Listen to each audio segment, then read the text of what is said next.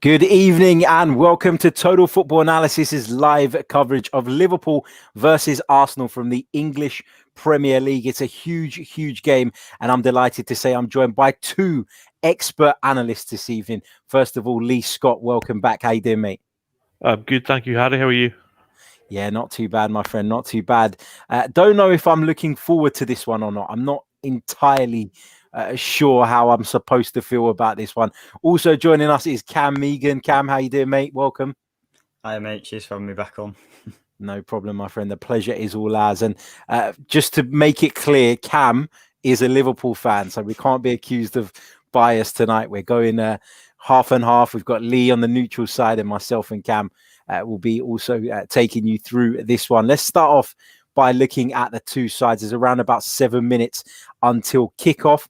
In Liverpool's side, it's Alisson Becker in goal. It's a back four of Trent Alexander-Arnold. Joe Gomez returns to the side alongside Virgil van Dijk, and Andy Robertson, as expected, plays at left back. In the middle of the park, there's no Thiago Alcantara this evening. He's out injured, which means Naby Keita, Fabinho and Jorginho Wijnaldum are Liverpool's midfield three, with Mohamed Salah, Roberto Firmino and Sadio Mane in attack. From Arsenal's side, it's Bernd Leno in goal. Rob Holding continues in the side. David Luiz and Kieran Tierney have also been selected, meaning there's no place in the starting 11 for Gabriel, despite a positive start to his Arsenal career. Ainsley Maitland-Niles starts at left wing back, with Hector Bellerin at right wing back. Granit Xhaka and Mohamed Elneny have been chosen in the middle, with Pierre-Emerick Aubameyang, Alexander Lacazette and Willian leading the attack for Arsenal. Lee, anything that jumps out to you in those two sides? I think I'll probably take Arsenal and leave the Liverpool team to Cam. I think looking at Arsenal, it is surprising to me that Gabriel's been left out. You and I, Harry, covered the first game of the season away to Fulham, and Gabriel was one of the standout players during the match. His defensive performance as well as his performance in possession really stood out. I think it's quite possibly just a question of fitness and match sharpness. They obviously looking to get minutes into other players' legs, and Gabriel's the one who misses out. Of course, it's great to see Kieran Tierney back in the side. I think that having Tierney as a left-sided central defender just balances the Arsenal team out from an attacker and defensive standpoint. Interest as well that Mohamed Elneny again comes into the midfield. I was really impressed with him in that match against Fulham. There was a lot of good in terms of his ability to break up the play and then just do the simple thing, do the next right thing, if you like, when he wins the ball back. He constantly looked for the out ball to Willian or to Bellerin coming up on that outside, and it just allowed Arsenal to progress the ball really cleanly. So looking forward to seeing exactly how they can affect this Liverpool side, which is obviously, we know exactly what to expect from Liverpool. So it's just a case of whether Arsenal can find a way to hit them in transition, as I'm sure they're going to look to. Cam, what are your thoughts on the Liverpool side? Obviously, Thiago isn't available. Is that going to be a big blow, given that we expect Arsenal to kind of set up with a low block this evening? Yeah, I think that midfield was probably the only real talking point in the starting 11. Obviously, you mentioned Naby Keita comes in for him. I think probably at the end of last season, he was still struggling to settle into life in Liverpool, it looked like. But after lockdown, he really seemed to kick on. And against these, in these kind of games, he's excellent in those tight little spaces that you don't really see a way out for him. And he just somehow gets out of it.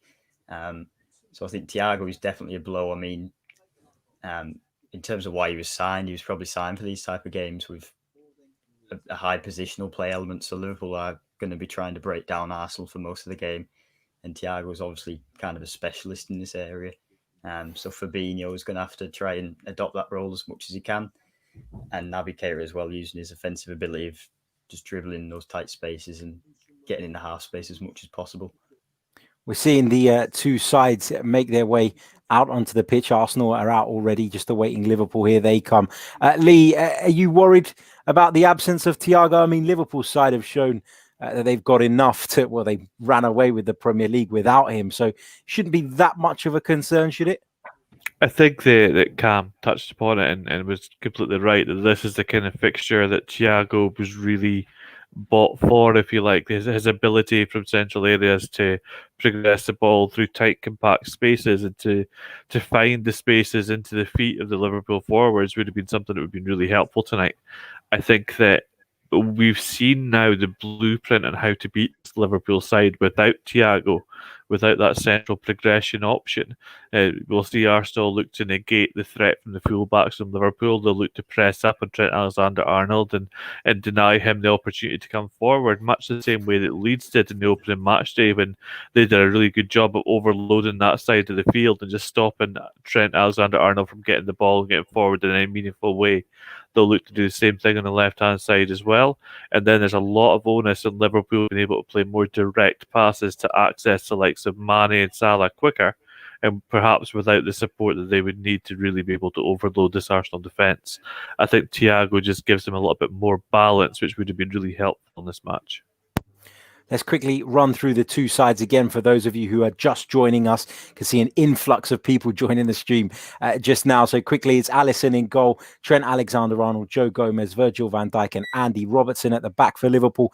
Naby Keita, Fabinho and Jorginho Wijnaldum make up the midfield trio with Mohamed Salah, Roberto Firmino and Sadio Mane in attack. For Arsenal, it's Bernd Leno in goal, Holding, Lewis and Tierney at the back three, with Maitland-Niles and Bellerin occupying the wing-back positions. Xhaka and Mohamed El-Neni have been selected to anchor Arsenal's midfield, with Willian, Pierre-Emerick Aubameyang and Alexander Lacazette making up the rest of the 11. Let's get some predictions, guys, just quickly before the game begins. First of all, Cam, your prediction for this one? I'm going to go 2-0 Liverpool. I think it'll be more of a pressure cooker game for them. They've just got to keep tight in when they've got the ball, kind of be patient with it and not allow Arsenal as those kind of dangerous counter-attacks that we know they're capable of. Lee, how you see this one going? My only prediction is that one of you two is going to be disappointed by the end of tonight. Does it? If Liverpool get a draw tonight, will Cam be the disappointed one? Because I definitely won't be. I would say so. I mean, especially after what happened to Manchester City yesterday when they were demolished by Leicester City. I think that realistically, I know that Everton have started really well, and I'm sure that Cam's extremely happy about how well Everton are doing. I think that realistically, we're still looking at a direct battle between Liverpool and Man City for the title. So any advantage, even this early in the season, can be really important. So yeah, I think that Cam and all Liverpool fans will be expecting a win against Arsenal, but it's not as easy as it used to be under Mikel Arteta and Arsenal. Teams are taking the knee in support of the Black Lives Matter campaign. We're ready to go here at Anfield. Arsenal in their chain strip of white shirts, reddish shorts and white socks. Liverpool, of course, in their all red, as you'd expect, being the home side. Don't forget, if you're watching us via the Hot Mic app, you can synchronize our broadcast with your television pictures. If you're watching us via YouTube, don't forget to subscribe to the channel, like the video. An incredible 17,000 of you across the multiple platforms joined myself and Lee last night for Roma versus Juventus. We're hoping for a better game tonight. Not that that was a bad game, really, but the Premier League action, two of the big traditional six are in action tonight. So fingers crossed we get a good game. Here's Rob Holding for Arsenal, surprisingly included. According to some fans, there were plenty who thought that David Luiz would be moved to the right-hand side of the defence in order to accommodate Gabriel, but that wasn't Mikel Arteta's thinking.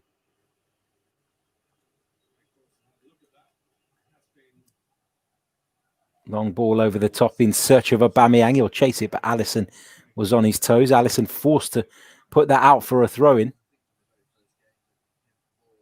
Mikel Arteta watches on. Jurgen Klopp will be hoping to get the better of Mikel Arteta. It's not been all Jurgen Klopp's way, has it, in the first couple of encounters between the two? It hasn't been, but to be fair, I think Arteta's had such a positive impact on Arsenal as a whole in terms of the club culture, tactical systems, that that's only to be expected. There will be some opportunities for him to get the better of coaches who are perhaps more experienced.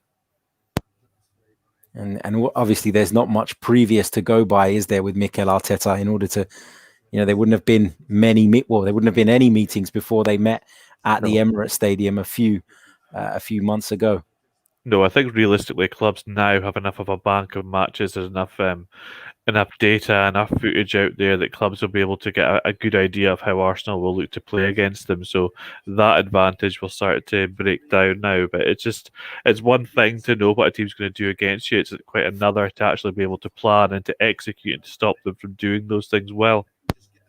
Sadio Mane's raised an arm here and he's caught Kieran Tierney in the face. Tierney's gone down. The Arsenal players are not happy. They're complaining. They want something done about this. What's your take on it, Lee? I think that Kieran Tierney's from Glasgow. He's had worse than that at primary school. Sadio Mane's been shown a yellow card for that first booking of the game, and we're not even 3 minutes in yet. Cam, in terms of the shapes of the two teams, is it what you expected? Yeah, pretty much. Obviously, we haven't got fully settled in yet, but it looks like that 3-4-3 and the 4-3-3 for Liverpool. I think Mane there's just gone to make contact with him, obviously not in his face, and just kind of missed with his arm, really. Here is Keita for Liverpool. Xhaka wins it off him, plays it forward, but Joe Gomez was alert to it. Tierney heads it back forward, helped on by Maitland-Niles, but Liverpool have it back, and Trent Alexander-Arnold guides it all the way back to Alisson in the Liverpool goal. Here is Joe Gomez into Virgil van Dijk.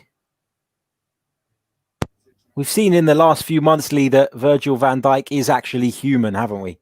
I think there's never been any doubt that he is human. I think that his calmness on the field sometimes belies the fact that he can make mistakes from time to time. He can be exposed, but not easily. He's from a physical perspective, there are a few players out there like him, and that physical capacity allows him to recover very well. And from a technical standpoint, he's one of the best central defenders I've seen in my lifetime. So he may be human, but he certainly operates at a higher level than the rest of us.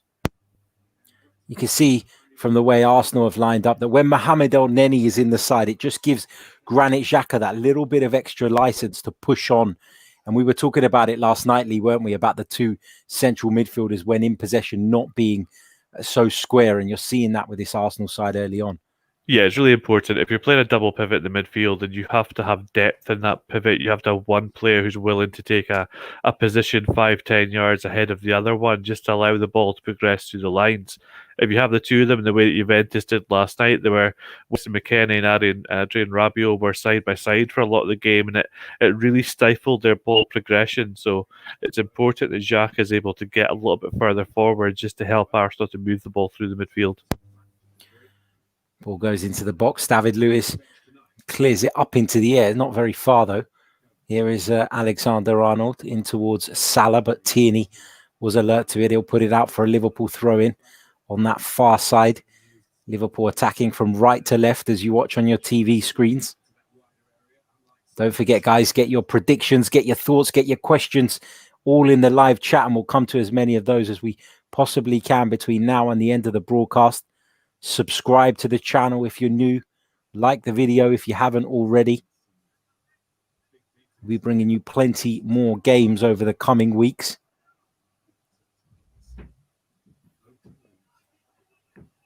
Here's Van Dijk for Liverpool. Long diagonal searching ball for Robertson, who made the move forward. Here's Mane now into Robertson. Back to Wijnaldum. Lots of speculation about Gini Wijnaldum's future. Will he sign a new Liverpool contract, or will he be on his way at the end of next season? Cam, what are your thoughts on Wijnaldum? Are you thinking that he may just run down his contract now? Yeah, I think he's probably been at Liverpool a long enough time now and he's probably achieved maybe more than he wanted to. I'd be sad to see him go. I think he's an excellent player, and the player who doesn't get probably much praise just because of the role he plays in the side. He's not the same player he is for Holland. He's not an attacking assist or scoring midfielder, really. His role is really just kind of act as a safety net for Liverpool. So if they do lose the ball, he's one of the best counter-pressing midfielders in the world. And I think he's also really good at dealing with counter-presses, so he can play out of danger and he's really press-resistant. So I would be sad to see him go, but adding a midfielder like Thiago is obviously a bonus. Lacazette goes down there under the challenge of Fabinho. He wants a free kick. He's not going to get one. Here's Wijnaldum for Liverpool into Fabinho. Just turns. Obviously filled in as a centre-back. Last weekend did Fabinho. Did a really, really good job. He's got that about him though, hasn't he, Lee? Fabinho has that flexibility. He can play at centre-back and play at right-back as well. Yeah, initially when he came across European football with Rio Ave in Portugal, he was a right back, and then when he moved to Real Madrid Castilla, he was a right back. I think when he signed for AS Monaco from Real Madrid, he played as a centre back for a while before eventually playing as a six. And at one point, I believe that he actually argued with the people at Monaco because he saw his future as a central defender, a right back, and didn't want to play in the centre midfield. But it looks like it's turned out quite well for him, that move to a six. Gives Jurgen Klopp plenty of options. And it might be the reason that Liverpool haven't yet gone out and brought another centre-half in. Cam, would you agree? Yeah, I still think we do need to add one. Obviously, if Fabinho does get injured, that then leaves us with only really 3 Premier League quality centre-backs, I'd say. I haven't seen us linked with anybody who's really going to make a difference to that. But yeah, I do think he's obviously capable of playing centre-back. I think the first 5 minutes of the Chelsea game was the only real worry. I think Werner beat him once all game, and then after that, it was plain sailing for him, really. So he's obviously shown his quality there. Here's Aubameyang for Arsenal on that far side for Ainsley Maitland-Niles, who just strolled offside there. So frustrating to see a player get caught offside when he can look across the whole line. I've noticed that an interesting aspect in Liverpool's build-up so far, Harry, it's worth watching out for. So far, we've seen Wijnaldum and Keita both take turns at dropping back towards the defensive line just to allow Liverpool to play out through the Arsenal press at the moment. Aubameyang especially is looking to cut off the pass out to the right-hand side where Trent Alexander-Arnold's positioned. So look out for the 2 central midfielders for Liverpool to drop back deeper to receive the ball, then to help progress past the Arsenal midfield. Interesting. We'll certainly keep an eye out for that. Here is Trent Alexander-Arnold into Virgil van Dijk. Alexander-Arnold plays it forward into Firmino with Keita now. Here's Van Dijk. Gomez gets it back from Trent Alexander-Arnold. Arsenal almost happy enough to let Liverpool have the ball there, but the minute it progresses that little bit further, you see Arsenal's press come into play.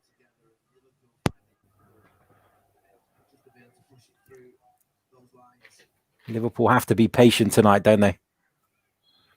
They do. It's going to be difficult for them. They know that they've got to try to break down this Arsenal team, but they also know the danger that Arsenal have in transition. The pace of Aubameyang's caught them before under Arteta, so they know that as soon as they push up too far and make a mistake, that Arsenal will be on them. So it's a balancing act more than anything else. Here's Robertson, puts the ball across the penalty area. It's blocked by, not sure if it was Holding or Willian, but they both threw themselves in the way there.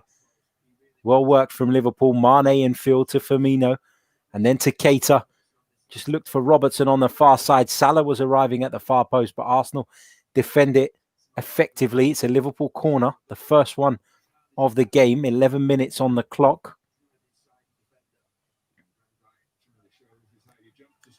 Delivered left-footed by Robertson. Met by the head of Hector Bellerin, of all people.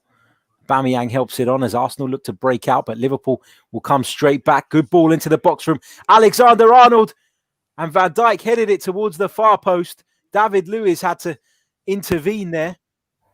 Bit of a mix-up maybe with Bernd Leno. I don't know if David Luiz is insinuating that Bernd Leno should have come and got that, but David Luiz doing his defensive duties. Van Dijk's header looked like it may have been, if not goal-bound, going into the path of Firmino. And that was all about the quality of the cross from Alexander-Arnold out on the right-hand side. His ability just to wrap his foot around the ball and get that trajectory that few people get on the ball when they clip the ball in from those wide areas. Here come Liverpool again. Linesman's flagging for a free kick, but Liverpool will play on. Here's Fabinho on the edge of the Arsenal box towards Mane on this near side, just outside the Arsenal penalty area. One-on-one with Bellerin. Lays it off to Keita on the edge of the box. Keita strikes, deflects off Holding, goes out for a Liverpool corner. A little bit of sustained pressure here from the Premier League champions.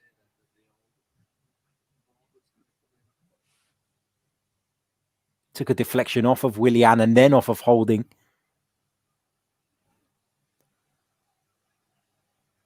Robertson is going to deliver this. Another Liverpool fullback with an excellent delivery on him. Robertson with the low corner. Across came Mo Salah, but his effort skied up into the Anfield Road end. Well worked corner, though, from Liverpool.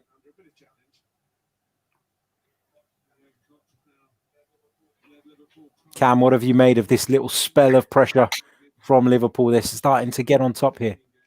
Yeah, it's exactly what Liverpool need to do. They need to keep going with that sustained pressure, just keep attacks, even if it does break down, just make sure Arsenal don't really find a way to push out and break some of that momentum. So just sustain the pressure and eventually it should pay its dividends. Don't forget this broadcast is for Total Football Analysis. We are also broadcasting on the Chronicles of Aguna YouTube channel, as well as the Total Football Analysis YouTube channel 2 and Facebook page. We're on so many platforms at the moment, I can't even remember them all. Twitter, Facebook, YouTube, Hot Mic. Give us a follow. Hit the like button if you haven't already. Here's Aubameyang. Looking for Maitland-Niles. The pass was all wrong, though. Maitland-Niles is going to close down Gomez. Gomez almost allowing Maitland-Niles to get a foot in there. Xhaka just hooks it over the Liverpool man's head, but it finds Fabinho and it eventually finds Alisson.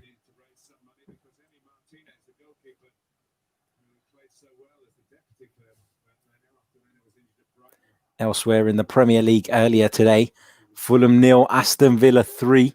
Really good away win for Dean Smith's side and a really worrying defeat for Scott Parker, you'd say.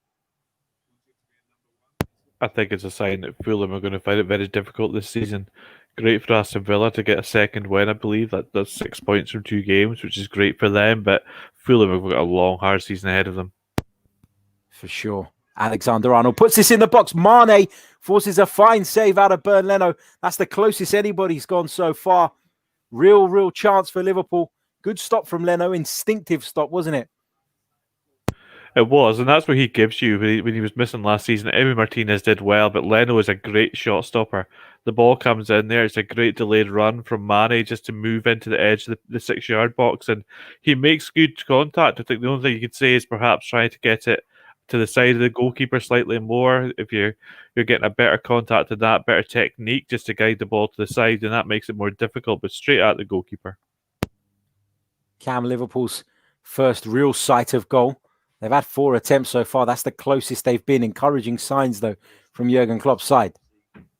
Yeah, and it's just like I said before the game, you saw to start the whole attack, really, it was Naby Keita going into that space and combining, obviously, with Trent Alexander-Arnold for the cross. He's going to continue to try and do that throughout the game. I think that's going to be a key area for them. They've got to try and create that overload because at times, especially against the back three, it is too easy sometimes for the centre-backs just to man-mark the likes of Mo Salah and just not really allow Liverpool a way of progressing the ball. Here is Gomez for Liverpool to Van Dijk. 16 minutes on the clock. It's still 0-0 at Anfield, but Liverpool carried the most threat so far, as you'd probably expect. 4 attempts at goal compared to Arsenal's none so far. Here's Fabinho in the middle of the park for Liverpool. Finds Van Dijk, who's pushed all the way up to the halfway line. Now Robertson. Back inside to Van Dijk. Into Keita.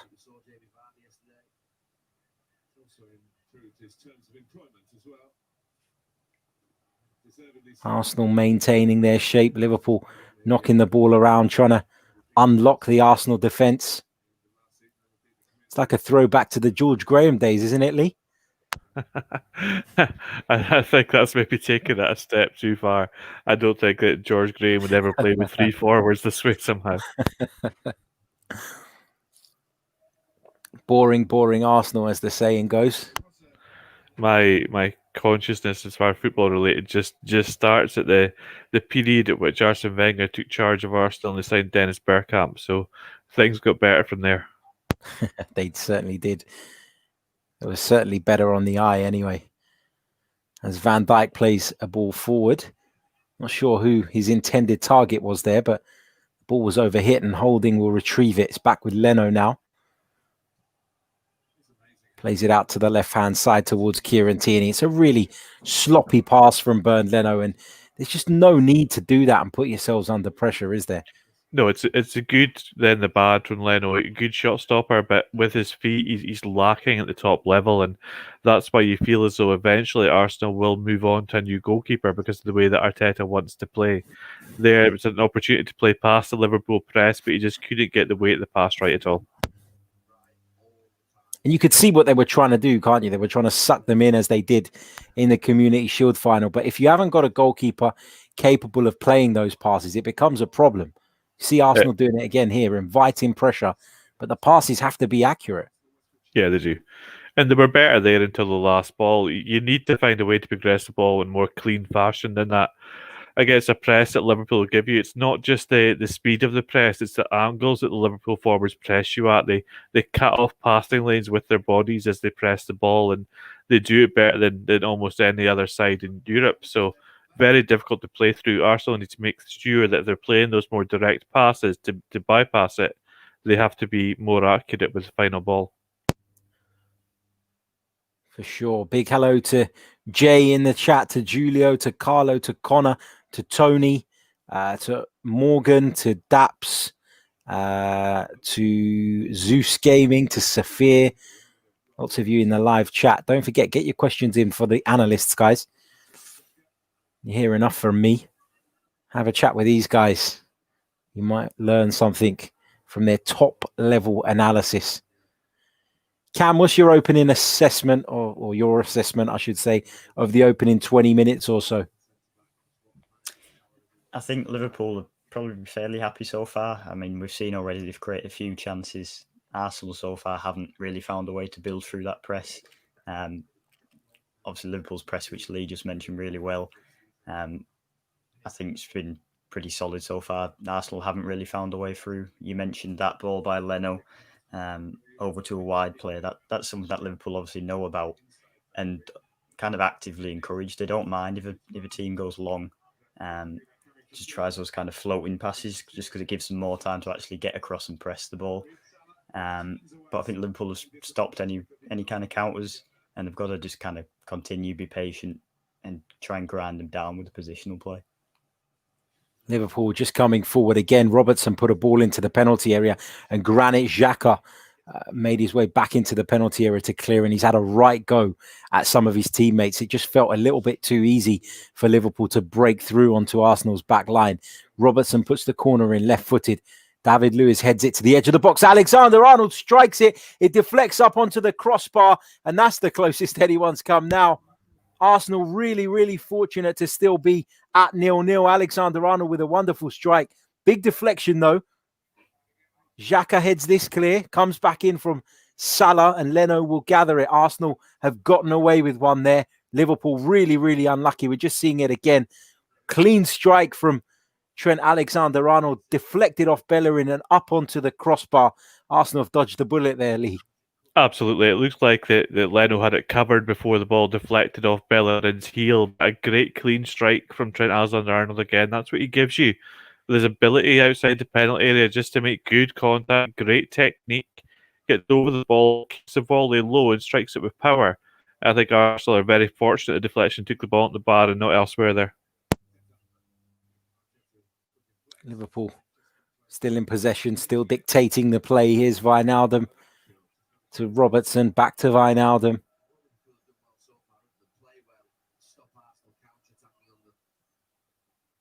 Feels like Liverpool have learnt their lesson with regards to Arsenal's counter-attacking play, because it's been difficult for the Gunners so far.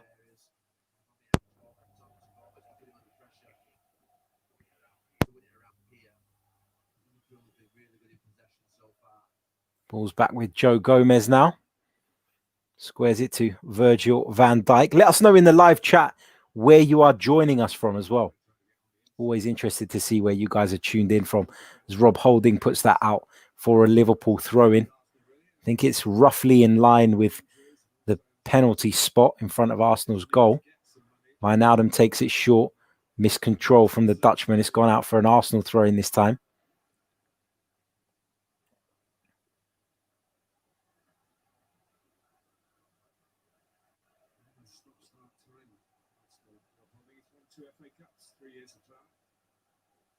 Bellerin will take it for Arsenal.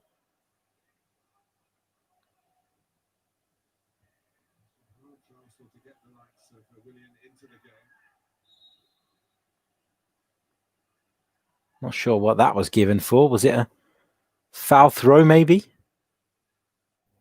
Liverpool have the throw in now. Robertson's going to take it into Firmino. Goes back to Virgil van Dijk. Now Joe Gomez back to Van Dijk. Lacazette putting him under a bit of pressure, but feels a little bit half-hearted, the pressing from Lacazette so far. Here's Luiz inside his own 6-yard box. Looks for Maitland-Niles. He's given it away. Liverpool have it. It's Wijnaldum from the edge of the box. Poor strike from the Dutchman. He just never really got hold of it. As a result, Leno makes a comfortable save. But Lee, Arsenal just inviting this pressure, aren't they? Yeah, it needs to be cleaner. Again, it needs to be cleaner when the ball's coming out in those areas. David Luiz it was lackadaisical. It was just poor. He tried to play the ball back out from his own 6-yard box. The pass didn't even get to a man that was only standing 15 feet away and straight to the feet of a Liverpool player. And that's a let-off again for Arsenal. If they keep gifting Liverpool the ball in these areas, Liverpool will punish them. I think that Arsenal, it's great. I love, this is the kind of football that I like. I like to see teams playing out from the back and progressing through the thirds, but you have to execute when you're doing so, or else you leave yourself in trouble. It's very high reward, but very high risk football at the same time, isn't it? Here's Lacazette as Arsenal look to get forward dangerously for the first time, maybe. Here's Ainsley Maitland-Niles just inside Liverpool's penalty area. Goes towards the far post. It's a miscue from Robertson. Lacazette's turned it in, and Arsenal are in front against the run of play. 24 minutes and 50 seconds on the clock. It's Liverpool 0, Arsenal 1. Lacazette was clearly in an offside position, but the ball's come off Robertson, and therefore the goal will stand. Lee, that is against the run of play, isn't it? And that's high reward. We just talked about high risk, high reward with the way that Arsenal were looking to play it from the back. A minute ago, the ball was given away. Liverpool had a chance. This time, the progression was cleaner. The lines of the passes were better, and Arsenal were able to escape the Liverpool press. Robertson, a mistake. Lacazette, he mishits the volley as he spins on the ball, hits it down into the ground, but Alisson's already committed and is already down. The ball just loops up over him. I think that you're right, completely against the run of play, but from a game state point of view, this is a really interesting game now. Was Alisson anticipating Lacazette to hit that low, and he's gone down, and the guy's completely scuffed it, and it's ended up going over the top of him? Cam, you must be bitterly disappointed to see your team go behind with a goal of that nature. It just looks like concentration levels. You mentioned it's completely against the run of play, really, but it does come from a phase of build-up from Arsenal, really. You saw they built up past Liverpool's press there. Alexander-Arnold gets drawn forward, doesn't go and win the ball, and then you've got that space to go and deliver that cross. So it's good play from Arsenal. It's kind of what we've seen from them under Arteta so far, but it is against the run of play, and it's poor from Liverpool. Liverpool give it away here. Here's Mohamed El Neni. It's given away from one Egyptian to another. Salah to El Neni. Here's Bellerin now. Plays the ball inside to Lacazette. Liverpool want an offside. He certainly looked as though he came from an offside position there.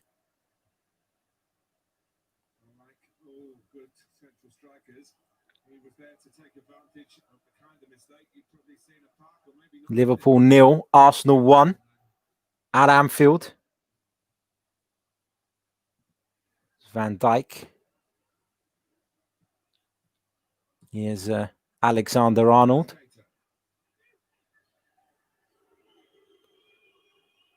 Liverpool come forward here. Salah inside the penalty area. Salah from the angle. It's a good save from Leno, but it falls to Mane, who turns it in. It's 1-1. Liverpool have responded almost immediately. And that goal comes from the quality of the pass from Trent Alexander-Arnold. He fires the ball. You're going to see it on your screen now as he takes possession on the right-hand side. He'll fire the ball in the half space where Naby Keita's moved forward. Keita struggled to control it initially. Good advantage played by the referee. But from then on, it's all Mohamed Salah. He breezes past the defender. A good strike. And of course, Sadio Mane is always in the right place. Sadio Mane is a player who plays as a number 9 more than anything else, even from the left-hand side. He's always a good area centrally, and that's an easy finish for him. Is Kieran Tierney at fault there for allowing Mo Salah to just get across him so easily? I know he's rapid, but he just lets him get the wrong side. And once Salah's the wrong side of you, you're done for. He's not just rapid, though. He's strong. He's much, much stronger than people think, despite his frame. Very powerful in the way that he moves at his low centre of gravity. He's very difficult to stop when he gets the run on you like that. So, yeah, Tierney could have done better, but a lot of defenders get beaten in that situation by Salah. It's Liverpool 1, Arsenal 1. Alexander Lacazette gave the Gunners the lead, but Sadio Mane has responded. Streeper in the comments says Tierney got skinned. He certainly did. But here come Arsenal again. Here's Aubameyang. Just under half an hour on the clock. Game sprung into life in these last few minutes after a bit of a laboured start. Here's Rob Holding. Plays it back in field to David Luiz. Ball played back to Leno.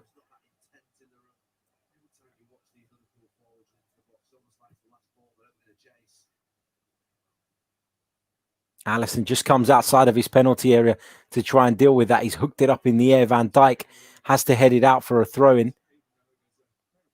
Not great from Alisson.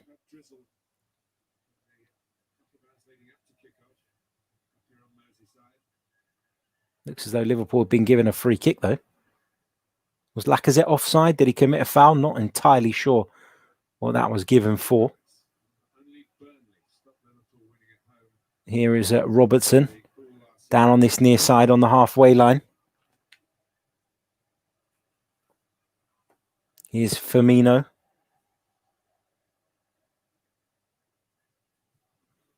Now Alisson to Joe Gomez. Back to Van Dijk. Cam, delighted to get back into the game straight away. Yes, really important moment in the game. Obviously, the longer the game goes on and Liverpool are chasing it, the easier it is for Arsenal to go and get another. So it's a really important goal. And it's really good by Naby Keita there in the half space just to get into that position in the first place. You then see Firmino comes alongside him, and David Luiz obviously can't deal with those two players. Get a little bit of luck with that ricochet, but kind of earn it by getting into that position in the first place. And then it's just kind of that quintessential goal where it's Salah and Mane combining. Granit Xhaka almost got himself in hot water there. But to be fair, the pass from Hector Bellerin to him on the edge of his box when he's got two players around him just felt so needless. Arsenal take this short. David Luiz inside his own 6-yard box again. This time he looks for Aubameyang. It's put straight back into the Arsenal penalty area though. Xhaka hooks it away. Gomez takes it down. Looks for Alexander-Arnold. Finds Maitland-Niles instead. It's with Luiz again. When in possession, Arsenal's formation very much does sort of change, doesn't it, Lee? You sometimes see Xhaka tuck in as that third centre-back. Sometimes you see it become a back four with Tierney at left-back and Maitland-Niles pushing on that bit further. Yeah, exactly. And that's what somebody like Kieran Tierney gives you. You saw it in that phase of play just a second ago when Xhaka actually tried to dribble out from the left centre-back position and lost the ball. Before that, he dropped deeper and waved Tierney back along the left-hand flank to try and offer width. It's Celtic and a more possession-heavy team, really, isn't it? dominated every game they played, to be perfectly honest. Tierney was a very, very attacking left fullback, so it's interesting to see his dual role here. Cross in from Keita there, beaten away by Bernd Leno. Liverpool have a throw-in right down by that corner flag on their right, Arsenal's left. 32 minutes on the clock. Go ahead, mate. Liverpool very clever at the moment. They're starting to get Keita into that more advanced position, a more advanced 8 role in the half space. And because Arsenal have two central midfielders, they're struggling to pick up that run. If one of them goes too close to Keita, they leave the opposite side underloaded. So Keita's getting a lot of joy just now by pushing higher up the field. Arsenal are going to have to find a way to negate that space soon. They certainly are. Tierney will deal with this. He puts it out for a Liverpool throw-in, which Alexander-Arnold will take quickly to Gomez. Van Dijk inside the centre circle. This is square to Gini Wijnaldum. Robertson plays it back in field to the Dutchman. Here's Mo Salah. To Fabinho. Now Van Dijk.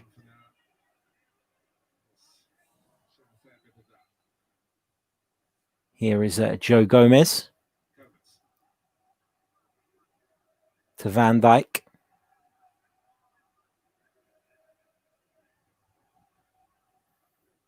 Here's Trent Alexander-Arnold.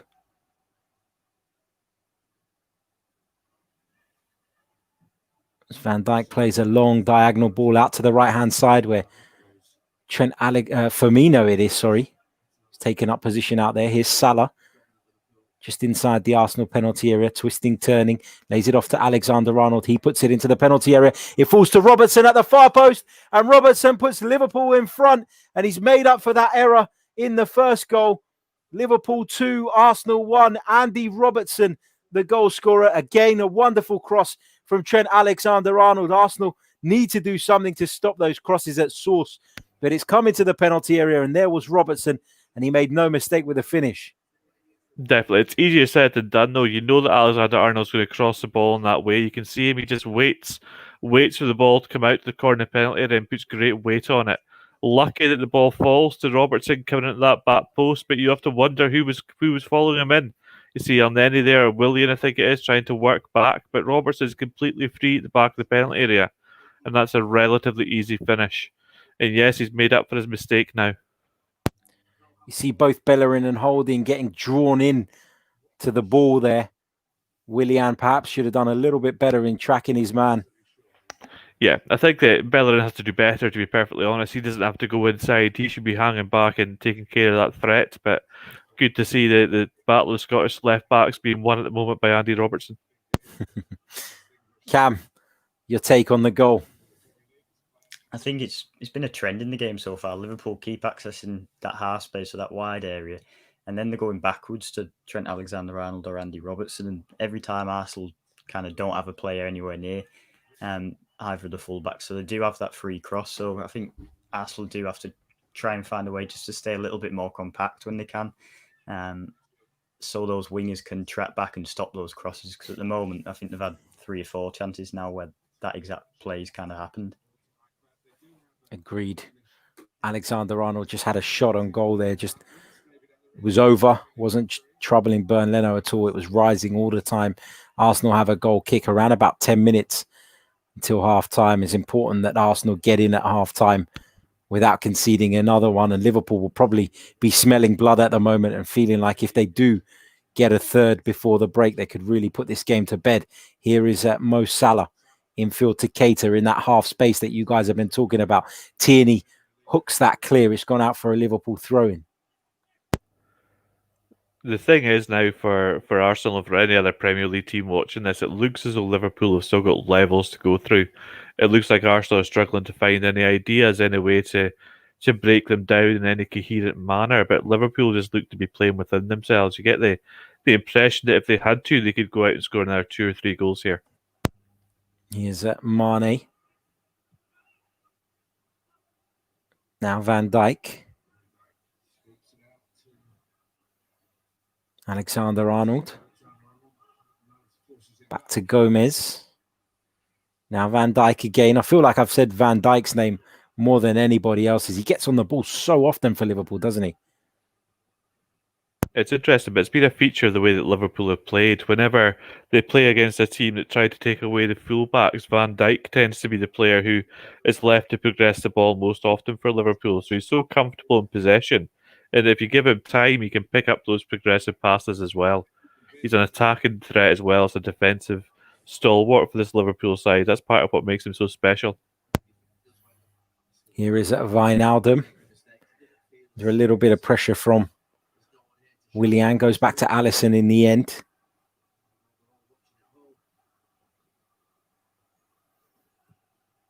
.37.5 minutes on the clock. It's Liverpool 2, Arsenal 1.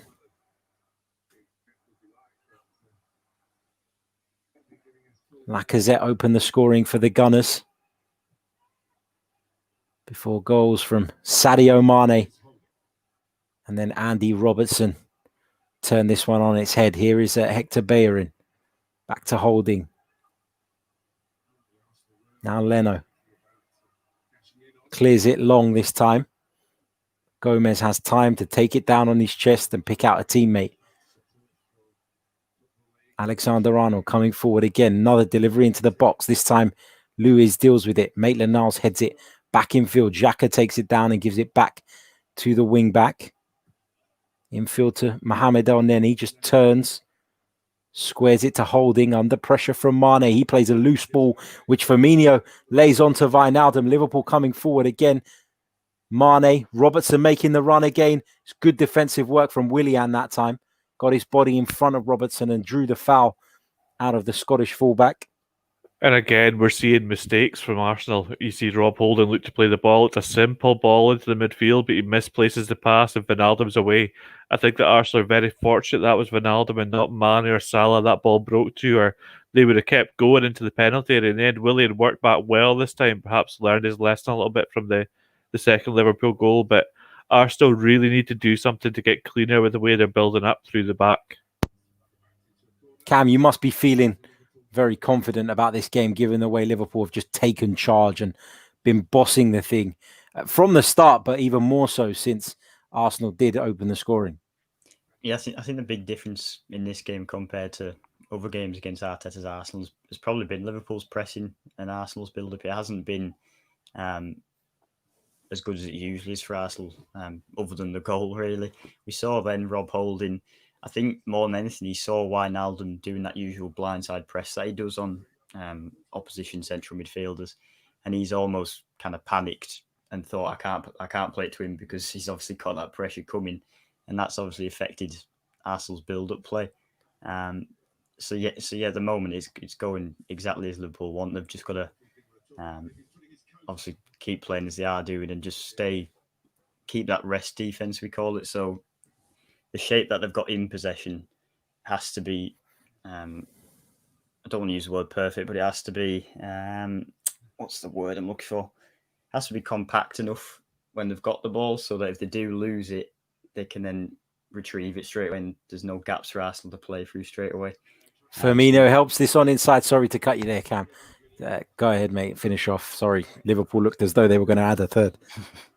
Yes, they've just got to, as Lee said before, they've got to find that perfect balance of attacking and defending to keep trying to create chances. But obviously, as they're now leading, they don't need to commit as many plays forward, or they don't have to try as many offensive actions as they maybe would if they were drawing. Around about 4 minutes plus stoppage time remaining of this first half is Liverpool 2, Arsenal 1.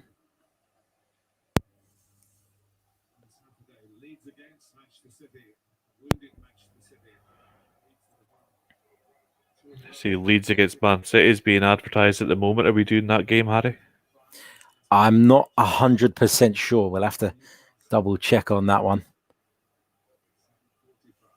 It's a very attractive game, though, isn't it? I think it could well be special given the way the two teams are playing at the moment. That takes place, of course, next Saturday, 5:30. Stay tuned to our social media feed. We'll be letting you guys know tomorrow which games we'll be picking up. Here's Maitland-Niles Oh, he was in behind there. Was the flag up? Not sure if it was, but that was a massive opportunity for Arsenal. Cut the Liverpool defence open.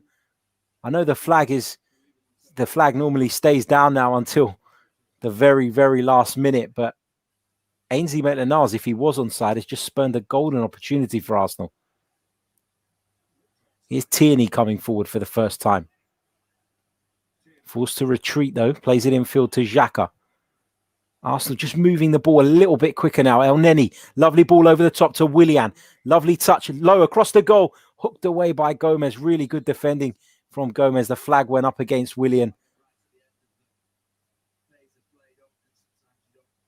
Curious to see whether those two calls were correct. This first one, Ainsley Maitland-Niles, David Luiz with a long ball over the top. He looked just off to me, Ainsley Maitland-Niles. Sadio Mane might be playing him on this near side, so I'm not entirely sure. But either way, you expect a player in that situation to have the surety of touch to be able to take that ball down.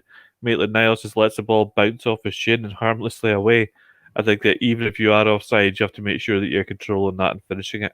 I think it was not last season, the season before, that Ainsley Maitland-Niles scored at Anfield in the Premier League game. Arsenal got absolutely thumped afterwards, but they opened the scoring through Maitland-Niles, who was playing on the right that day, I think. Cam will probably remember.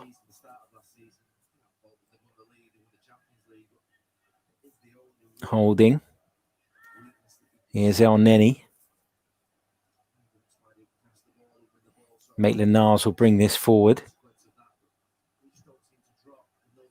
Blocked by Naby Keita. Just seems to be everywhere at the moment. He does. This is one of his better performances that I've seen from Liverpool so far. He gives you so much. He gives you that ability on the ball, but off the ball as well. His pressing, his positioning is always excellent. He's the kind of player who can unlock a defence and help you hold on to a lead at the same time. Almost the perfect modern midfielder. I think with a more of a consistent run of games, we might see him eventually become the player that Liverpool hoped they were signing. Free kick to Arsenal. Granit Xhaka went down under the challenge of Naby Keita there. Here's Rob Holding in possession.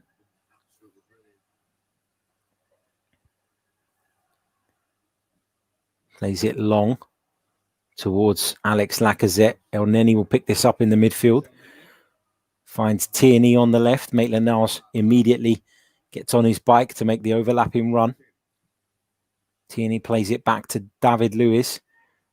Arsenal looking a bit more ambitious in this last few minutes. That ball was just overhit for Willian. He's never going to keep that in. That ball's difficult. That's what Arsenal looked for now 3 times. It was the pass to Maitland-Niles, the next pass out to Willian, and then that one to Willian as well. That they're looking for that ball to catch the Liverpool defensive line high. But it has to be executed perfectly. It has to be weighted perfectly. We're into stoppage time. 2 minutes added on. Just having a look at some of you guys' comments. Lenny says, Martinez with another clean sheet. We sold the wrong keeper. Every time they cross the ball, I get nervous. Need a commanding figure. Whoops, we just sold one. Going to be another long season. I don't know if you guys saw the game previous, the Fulham Villa one, but Martinez made a horrible mistake and got away with it based on the VAR, picking up a foul by Mitrovic in the build-up.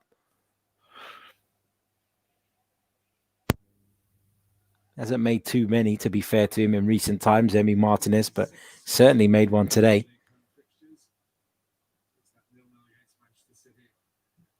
Van Dijk with a long searching ball towards Mo Salah. Loose ball from Trent Alexander-Arnold. Willian under pressure from Mane. Willian does really well there. Here's Bellerin. Lovely bit of skill. He's back with David Luiz now. About 30 seconds by my calculations remaining in this first half.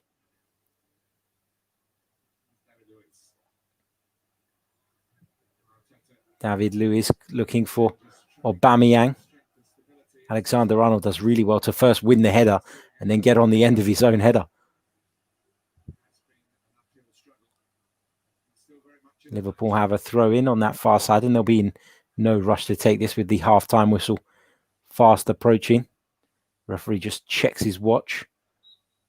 Blows for half-time at Anfield. It's Liverpool 2, Arsenal 1. Alexander Lacazette gave the Gunners the lead, but it didn't last very long before Sadio Mane popped up to put the Reds on level terms. And then it was Andy Robertson making a run forward who added Liverpool's second after making a mistake for the opener. It's Liverpool 2, Arsenal 1, and it's half-time at Anfield. We'll be back in just a couple of minutes.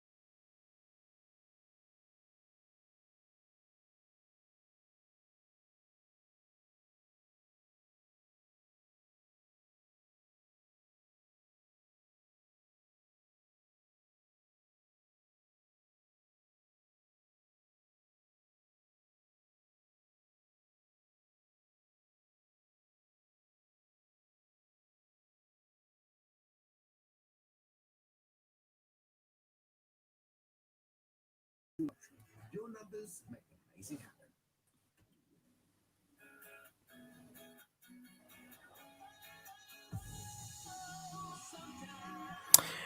Hello and welcome back to Total Football Analysis's live watch along of Liverpool versus Arsenal. It's Liverpool 2, Arsenal 1 at the moment. Big hello to everybody joining us via the various platforms. Get your questions, get your comments, get your thoughts in the live chat. We'll pick up some of those during this halftime break. I'm delighted to be joined by Lee Scott and Cam Megan. Cam, what have you made of this first half overall? You must be delighted to see your side come from behind and start to take real control of this game. Yeah, pretty much in control for the whole game, other than that minor error to concede the goal. I think the pressing's been excellent, and Arsenal so far haven't found an answer to it. We sort of tried to drop into a double pivot like they have done in most games this season, but Liverpool have responded to it quite well. I think as well, Liverpool's build-up's been pretty decent. I think Naby Keita has been the real difference maker, and Arsenal's decision to go for a 3-4-3 with those two midfielders hasn't really paid off so far. I think Liverpool are taking advantage of that a little bit, and I think Lacazette in particular isn't doing too great a job, and I'm sure I'll go into more detail later on about that. Why is that? Why do you think he's not done a great job? Yeah, so you saw we've seen Naby Keita get free a few times, haven't we? So we've seen Fabinho is. We'll look at the graphic here. It's obviously 3-4-3 for Arsenal. So Granit Xhaka is usually matched up against Fabinho. Mohamed El Neni is usually up against Jorginho Wijnaldum. And Naby Keita is kind of just getting free in that role. Usually, what I'd like to see, and what Arsenal have done sometimes, but they haven't done very often, is Alexandre Lacazette would usually drop a little bit deeper and cover Fabinho when Liverpool have got possession of the ball. And a few times Liverpool have been circulating the ball, switching it from side to side, and Lacazette hasn't been able to get close to Fabinho. And as a result, you've had Granit Xhaka then going on to Fabinho.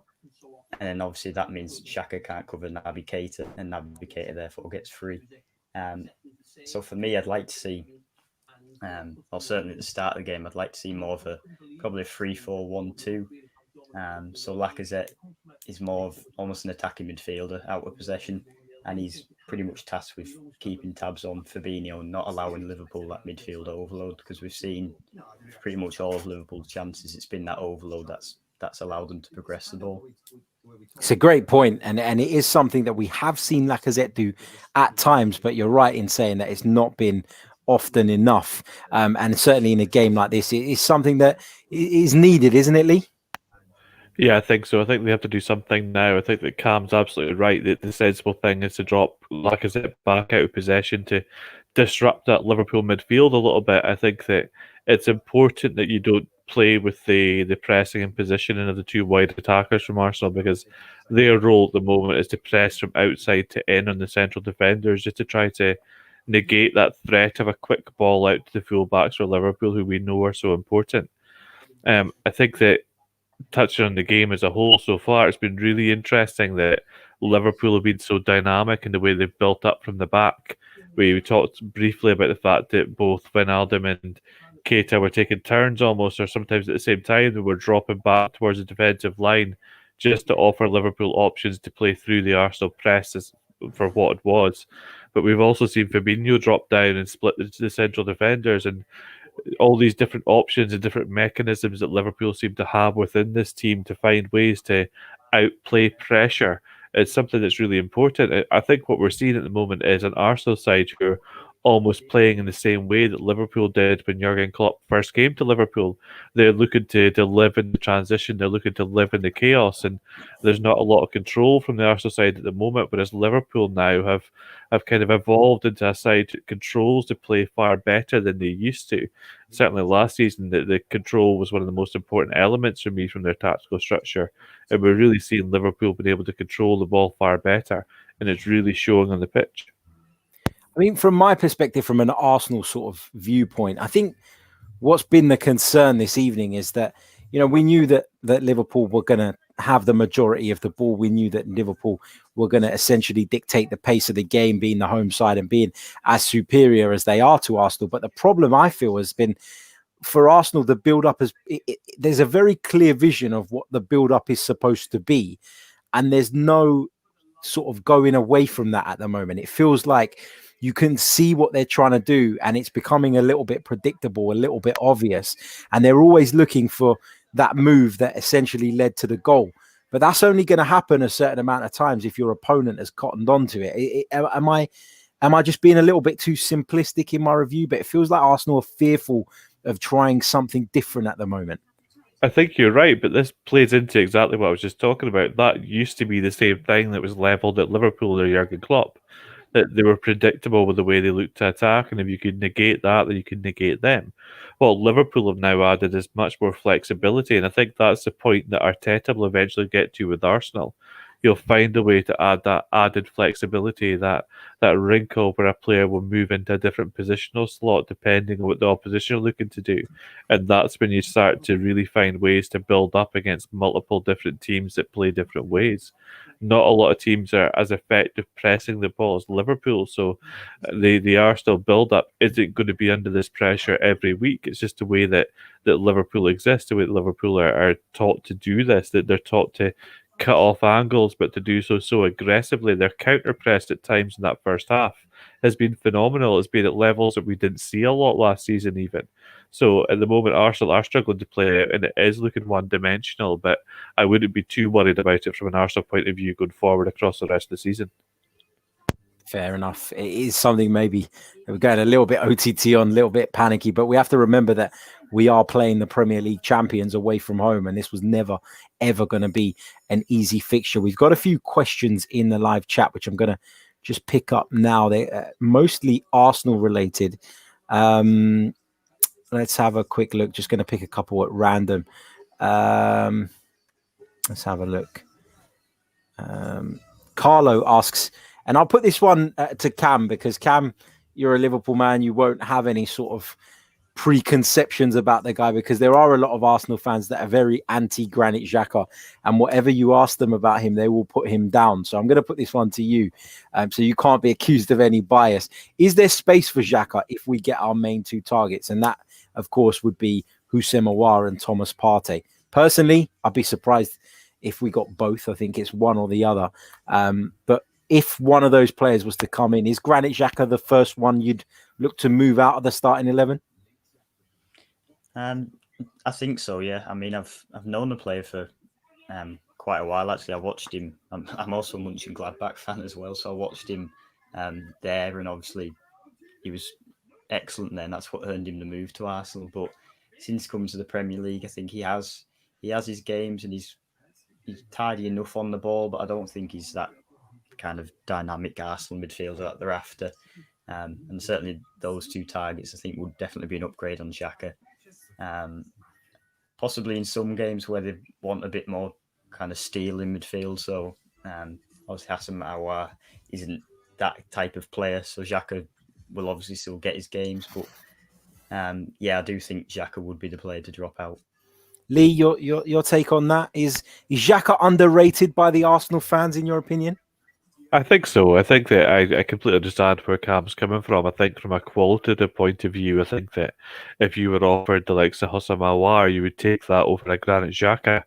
What Granit Xhaka gives you, however, is that ability and that understanding of when to alter the shape of the attack, if you like. We saw it, we touched upon it in the first half, when Xhaka will look to drop into that left-sided centre half position, and that will allow Kieran Tierney to go outside and push Ainsley Maitland-Niles inside, and it just gives you a different look in terms of your opposition's defensive structure and marking. For what it's worth, I'm a huge fan of Houssem Aouar, but I see him more as an 8 who can affect the game going forward rather than somebody who's going to be extremely effective in the defensive phase. So I think that Arsenal have to be very wary about making sure they retain that balance in the midfield. Like you, I don't think that they have the financial means to go out and get Aouar and Partey. And if I was being given the opportunity to sign one or the other, it would be Aouar for me. Yeah. I think a lot of people were in agreement that Aouar is probably the better player. He's younger, someone with a higher ceiling. But of course, it is that worry about that lack of steel in the middle of the park that I guess drives people towards sort of siding with Thomas Partey on this one. Just conscious that we've been speaking a lot about Arsenal. Liverpool, they've been, I'm not going to say at their brilliant best this evening, Cam, but we're starting to see, after a dodgy opening to the season, the game against Leeds, where, going forward, they were brilliant. But from a defensive standpoint, there were problems, there were issues. But we're starting to see Liverpool get back into gear now, aren't we? Yeah, I think that first game against Leeds was a pretty odd one, really. I mean, I remember watching it and thinking, hang on, this is a game where we've actually got there's 3 points that we actually need here. Because obviously since about March or April, we'd wrapped up the league and we didn't really have a game that was must win. So that mentality shift was probably something that might have affected Liverpool a little bit.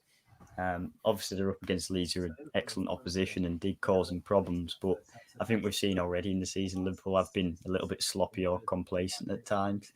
As for today, we saw a little bit of complacency again. But overall, it's been a good performance from Liverpool. The pressing's been excellent. They've built up and created chances against a deep or mid block, which is something in the past they have struggled to do. Certainly, it's good to see that without Thiago, they've still managed to create those chances. And Naby Keita, I think, has been the standout for me so far. Out of possession and in possession, he's performed that role really well, which we talked about before the game started. And he'll make a case to be in the starting lineup most weeks now, I think. What are your thoughts on the Mane incident, guys? Because I'm sort of scrolling through social media as we're doing this, and lots of Arsenal fans are very unhappy that Sadio Mane was only shown a yellow card for that incident.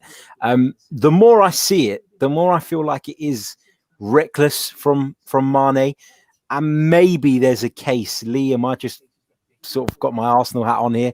Is there a case that maybe there should have been further action? I think that you may be reaching a little bit. I think that Cam was completely right when he talked about in the first half that Man has reached out to try to make contact and try to just push off of Tierney as he's gone to receive the ball, and it just so happens that his hands moved a little bit higher than it should have. I think that the fact that Tierney didn't make a big deal about it when he went down tells you everything, that these are the things that can happen in football. Sometimes it wasn't malicious, it wasn't even an attacker trying to gain an unfair advantage. It was just something we see every day. It just so happens that his hand was raised slightly. I wouldn't buy too much into it. Cool. I'll leave that one there then. We're back underway in the second half. Liverpool 2, Arsenal 1. No changes from either boss. Arsenal in possession at the moment. Don't forget, if you're watching us via the Hot Mic app, you can synchronize our broadcast with your television pictures. If you're watching on YouTube, you can see the little clock behind me to help you line up the time. Smash the like button, subscribe to the channels if you are new. Here's Tierney for Arsenal. Aubameyang underneath it. Alexander-Arnold just plays it back to Alisson. Lacazette will put him under some pressure. Aubameyang going to press Virgil van Dijk.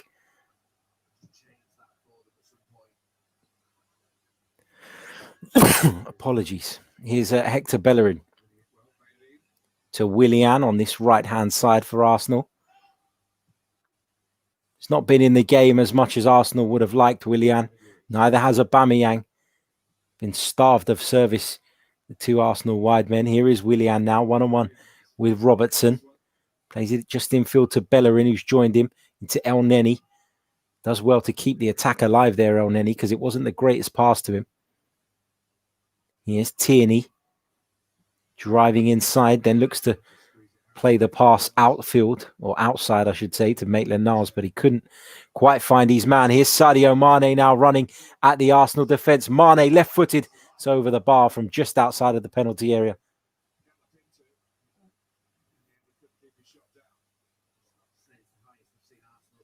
Sadio Mane gets you off your seat, doesn't he, when he picks the ball up in those kind of areas. You never know what he's going to pull out the bag. Such a capable player. Typically, you would see him drive on the penalty area in that circumstance. It's just that I think the defence was catching up with him a little bit, and he snatched at the shot slightly with his left foot. I think that maybe another 10 minutes in the second half, when the legs have got going a bit, you would have seen him look to drive further forward with the ball. But again, here, Arsenal are trying to build out, and the Liverpool press is suffocating. Liverpool are finding it so easy to disrupt that passing, that progression of the ball from Arsenal. Here is Mane.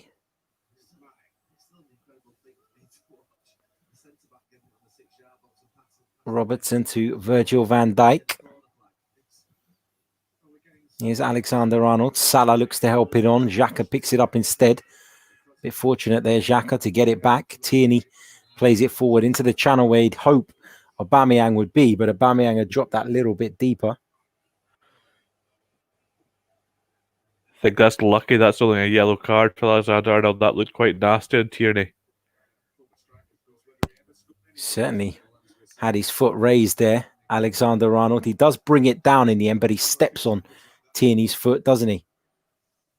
He definitely does. There was definite contact. Always difficult for referees when a player goes with studs like that. I don't think the intent was there to injure, but sometimes it can happen that way. Here's Aubameyang now. Ball across to Lacazette. Lays it off to Maitland-Niles. Not sure if that was supposed to be a shot from Maitland-Niles, but the attack's still alive. Looked like it was going well wide if it was. Here's Willian. Delivers into the box. Van Dijk heads it up into the air at the near post. Fabinho then helps it on. Xhaka takes it down now for Arsenal. Here's at Tierney now. Arsenal taking a lot more of a gamble at the moment, but will it bite them in the arse? That's the problem. Gomez's clearance blocked by Maitland-Niles. He's won his team a goal kick. Cam, you must be feeling confident that given the risks Arsenal appear to be taking, that you can catch them out on the break. Yeah, it's that same balancing that I talked about with Liverpool. So obviously Arsenal do need to take more of those risks, but do they need to take them right away in the 49th minute?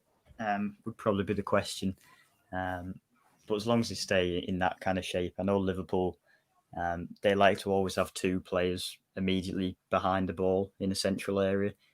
So be that the fullback maybe, or usually those two central midfielders. So I think Arsenal will probably follow that same kind of scheme in a 3-4-3.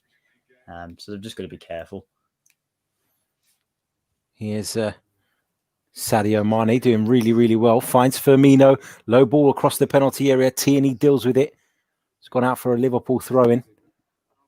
So difficult to dispossess Sadio Mane once he picks up the ball and starts running at people. Here is Wijnaldum. Robertson plays it infield to Van Dijk. Looks for Alexander-Arnold on the right-hand side. He puts a cross in first time. Dealt with by Lewis and then hooked clear by Kieran Tierney. The technique on that cross from Alexander-Arnold was just ridiculous. To hit a cross first time when the ball's travelled that distance from Van Dijk, and it was a great cross, but it wasn't cut out as well. That was fantastic. Brilliant technique from the England fullback. I don't think there's ever been any questions about Trent Alexander-Arnold's ability sort of in the attacking third, in his technique, Cam, but defensively, is he a little bit suspect? I don't think suspect. I think obviously his offensive ability is far greater than his defensive ability. But he has had some really good games for Liverpool defensively. I think in particular in his early career at Liverpool, Liverpool played Manchester City, and I think it was in the Champions League. And he had probably about 10 or 15 1v1s with Leroy Sané, and he won most of them. But I think for Liverpool, I don't think it helps sometimes having both Joe Gomez and Trent Alexander-Arnold on the same side, as opposed to Robbo and Van Dijk on the other side. Obviously, that right side is something that gets targeted a little bit for Liverpool, so it may well be a case of him just probably having more to do defensively. But I think as a fullback, I don't think he's poor defensively by any means. Rob Holding just lost the ball in a really, really dangerous area for Arsenal. Fortunately, they were able to avert the danger, but Liverpool have a throw-in now. You can see Arsenal are determined to play out from the back, but when the options are not presenting themselves for the next pass, sometimes you've just got to use your own common sense and get rid of it, don't you think, Lee? You do, but the danger is that that's what exactly Liverpool want. We're seeing a team in Liverpool who are pressing so well. They're disrupting that build-up from Arsenal so well, better than anybody else that we'll see probably in the near future playing against this Arsenal side, that even if the options aren't there, it can sometimes become just as dangerous just to launch the ball up because you're just turning the ball back to them. I think that Arsenal need to find a way to create more overload centrally to find that clear progression of the ball, but at the moment they're struggling a little bit to get it moving. Here's Maitland-Niles for Arsenal. Yeah, just for me on the Arsenal build, I think obviously it is difficult to create those midfield overloads against Liverpool because they do have that midfield three. But I think the key thing is you see Arsenal, they do drop that double pivot, but you've got to drop it around Roberto Firmino. And then that allows an Arsenal player to usually get free because obviously Firmino can't keep two players in his cover shadow. So then once they do that, you do then draw one of those Liverpool midfielders just a little bit higher. And Liverpool sometimes don't want to go that high. So you've just got to test that depth, really, because eventually if you go so deep, Liverpool won't follow you and you can just kind of relax that pressure a little bit. Fantastic point. Lewis plays this forward towards Aubameyang, who's been really, really starved of service this evening. That's a rare loose pass from Trent Alexander-Arnold. Here's at Willian now for Arsenal. Bellerin making the overlapping run. Here's the Spaniard now in possession. Puts it into the penalty area. Alexander-Arnold headed it clear. It's as far as Xhaka stabs it back in towards the Liverpool goal, but it's hooked away. Chance maybe for Liverpool to build a counter-attack here. I think the opportunity's probably passed them by here. They're still coming forward though. Here's Firmino.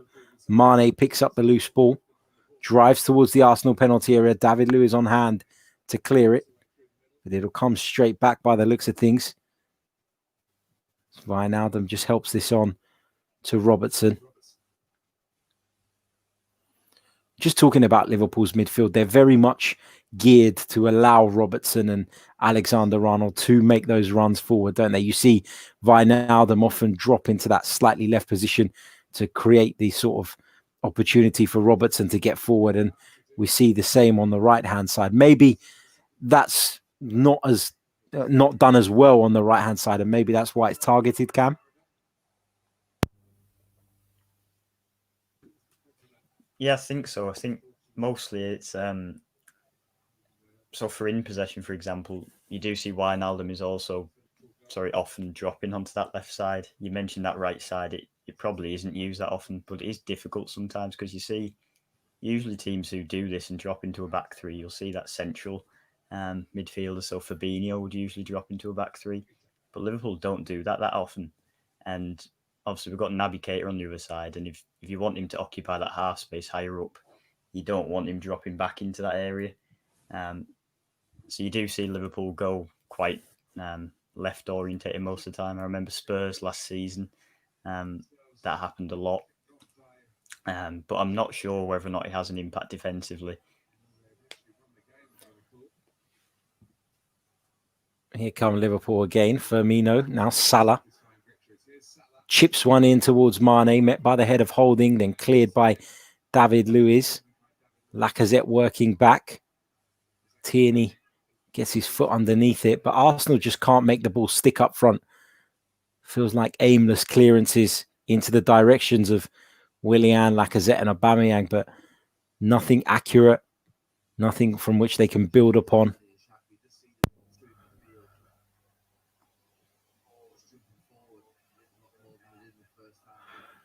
I think we're probably approaching a time now where Arteta's going to have to make a change from a tactical point of view and a personnel point of view. Arsenal just look unable to prevent Liverpool from progressing the ball. That you could see there was no pressure in the ball at all there when it was with the Liverpool back line. I think they need to make a change quickly just to stem the tide a little bit. Perhaps Eddie Nketiah up top might give them a little bit more energy than Lacazette. He's looked a bit, I don't want to say, I don't think lazy is the right term, but he hasn't looked as busy, Alexander Lacazette, as he normally does when he plays in that position. No, the last couple of times I've seen him play properly for Arsenal, watching a full game, I've been very impressed. His build-up play, his link play has been excellent. His pressing has been excellent. But tonight, he's just looked to be a little bit off the pace. He certainly isn't being as aggressive as he normally is in trying to prevent passing angles and block passing lanes. Nketiah offers, of course, a different profile. He's not a player who's going to build up the play, but he will threaten in behind the Liverpool defensive line. That will give Arsenal a slightly different option. Nicolas Pepe is also an option. He's on the substitutes bench this evening. Mikel Arteta's been talking him up this week, talking about the fact that he believes he will become a very key player for Arsenal in the years to come. I would say that as well if I spent 80 million on him. That often gets spoken about, understandably so, as Lacazette, just as I said, he hasn't worked hard enough tonight. He works it all the way back and makes a crucial interception. Willian plays a lovely ball in behind for Lacazette. The flag stayed down. Lacazette's through on goal for Arsenal. Goes to chip it over Alisson. Lacazette, what are you doing? What is he doing? The flag went up in the end, though, I think. I think he kept it down as they're directed to, but I just saw the linesman raise his flag out of the corner of my eye there. I hope for Lacazette's sake that was offside. Certainly hope so. That was a product of the delayed run that Lacazette made. You're right, he'd worked right the way back and won the ball back, and then because his run was coming from so deep, he was able to stay online as the ball onside as the ball was played through. But for a striker to be in that position, whether the flag goes up or not, you have to be putting the ball past the goalkeeper. He just looked hesitant. He looked like he didn't know what he wanted to do with the ball, and Alisson psyched him out by staying big and staying on his feet as he came out there. Arsenal are going to make their first change of the game. Surprisingly, it's Granit Xhaka who's going to make way. Dani Ceballos will be replacing him. Clearly looking for a bit more ball progression. Is Mikel Arteta. Surprised to see Xhaka come off. It's very rare that you've seen any Arsenal manager actually take Granit Xhaka off, apart from Unai Emery that day he was booed off the pitch at the Emirates Stadium. Sure, every Arsenal fan out there will remember that incident. Cam, were you concerned by the way Arsenal seemed to cut through that Liverpool defence there? I know it probably was slightly offside, but it's got to be a concern, hasn't it? Didn't pick up the late run. Yeah, a little bit. I mean, in most games, teams do get through on goal in that fashion. Liverpool really do take those risks with that high line. It's something that Klopp's clearly coached a hell of a lot, really. The body positioning, the way, kind of the technical detail that goes into performing that kind of offside trap. Liverpool seem to be spot on with it most of the time. You see it a lot from set pieces too. So it's something Liverpool have practiced, but you've got to try and stop that midfield progression to begin with. Here are Liverpool on the attack themselves. David Luiz doing well on the edge of the box. It's fallen to Keita, to Mane. Keita continued his run. Mane played him in. Holding was equal to it. Lots of people in the live chat asking for us to show them the game. We'd love to, but we don't have the rights, unfortunately. In case you didn't know, Premier League rights cost hundreds of millions of pounds. Here's at Fabinho. Now Robertson to Virgil van Dijk. Thinks about the shot. Takes a shot. It's a good save from Leno. It had to be. I think that took him a little bit by surprise. It's not often you see the Dutchman let fly from that sort of distance. The ball just bounced awkwardly in front of Bernd Leno. It's a good stop in the end.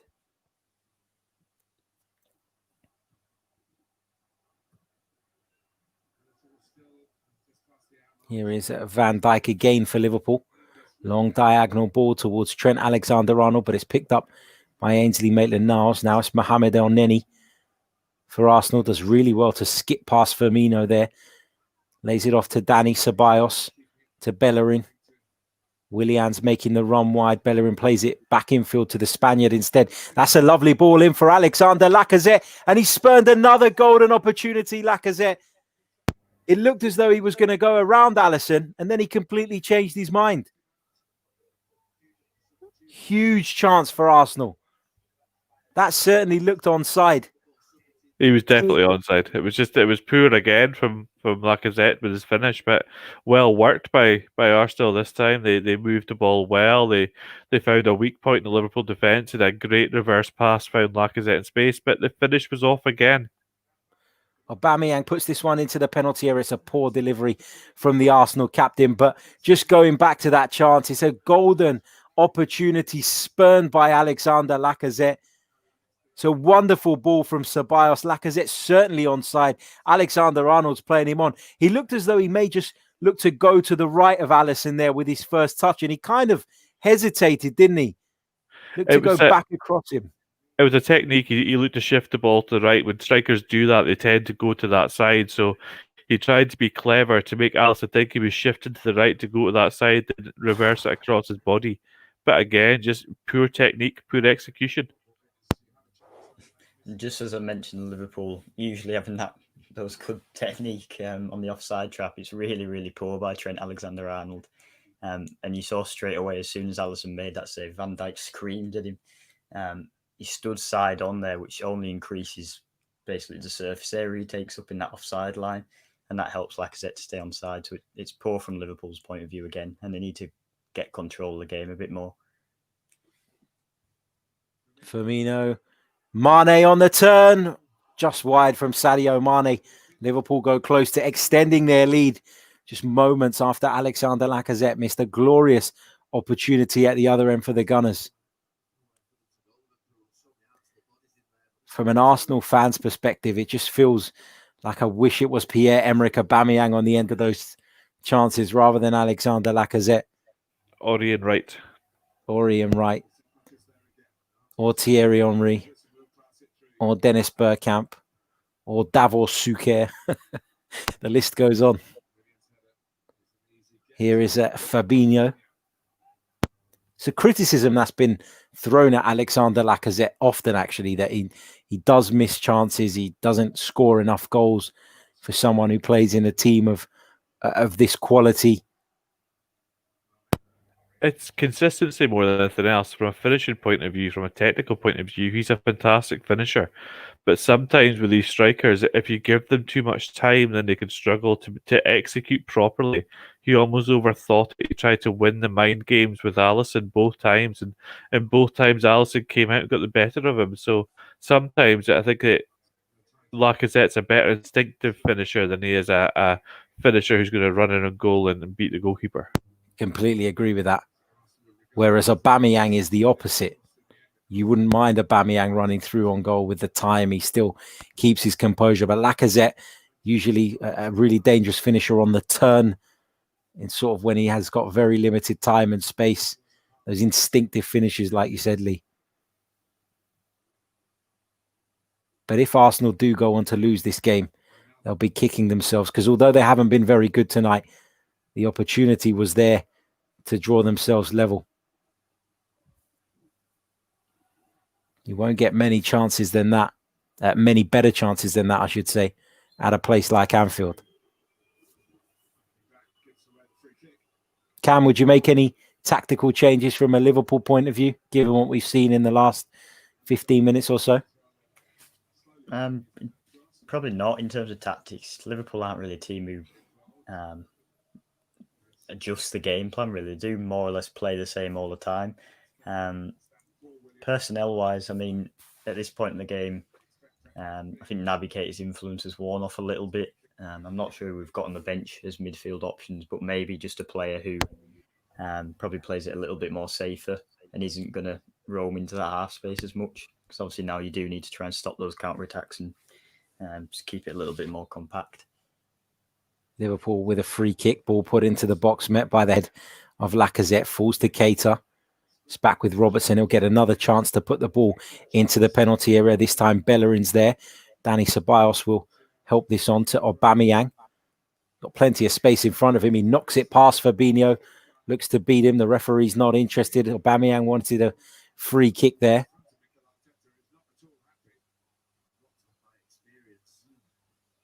Mane just turns into Bellerin, wins his team a free kick. I'm not sure really what the difference was between what Fabinho just did and what Bellerin just did, but Bellerin's going to get a yellow card. I think Fabinho had control of the situation. He was well ahead of the ball. Aubameyang overhit it, and Fabinho was the favourite to win the ball. I think that Aubameyang went to ground a little bit too early. With the second situation, Mane had already turned Bellerin when the contact was made. Mane would have got onto that ball, and Bellerin just had enough contact to take him down. Just seeing that Aubameyang incident again. But you'd fancy Aubameyang over over a fair distance to get ahead. No. Fabinho is one of the few midfielders in the Premier League who you probably think could keep up with Aubameyang, or at least cut him close. He's very quick. It's deceptively quick. Arsenal have made a substitution. Willian has made way for Nicolas Pepe. Spoke about Mikel Arteta talking him up in the week, speaking about his importance, and that he's been delighted with his progress. Now's his time to show it. Here's Ceballos into Pepe. First touch of the game goes past Sadio Mane, but the referee's pulled it back. I think it's for an Arsenal free kick. Foul on Dani Ceballos. Just picks himself up off the ground. Surely the last change has to be Nketiah for Lacazette, given the two chances Lacazette's missed, and the fact he's such a consistency striker and somebody who needs confidence to finish. You would be getting Nketiah on sooner rather than later. Agreed. Elneny just finding David Luiz. Arsenal again putting themselves under pressure at the back. We understand the purpose of it. We understand what the end goal is, but it just feels a little bit frustrating at times when you see Arsenal put themselves in this kind of situation. Mane's done really, really well. Mane from the angle. Comfortable save for Leno in the end. Ceballos just taken out there by Naby Keita. Ceballos isn't happy with the challenge.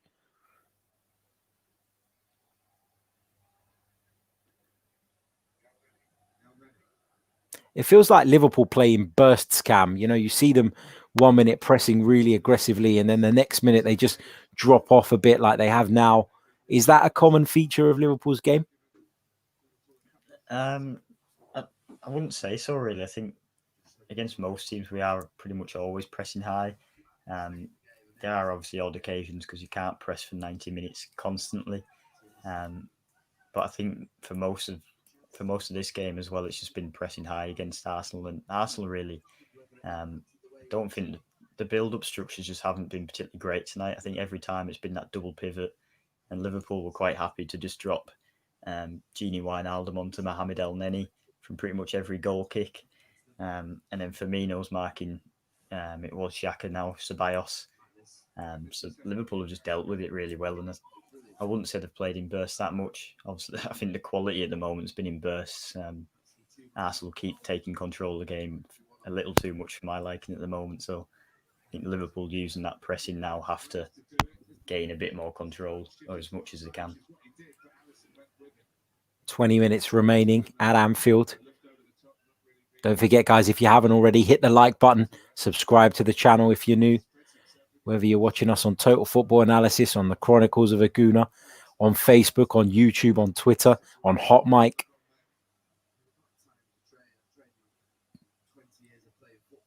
Keep an eye on the social media channels for the games that we'll be bringing you from next weekend.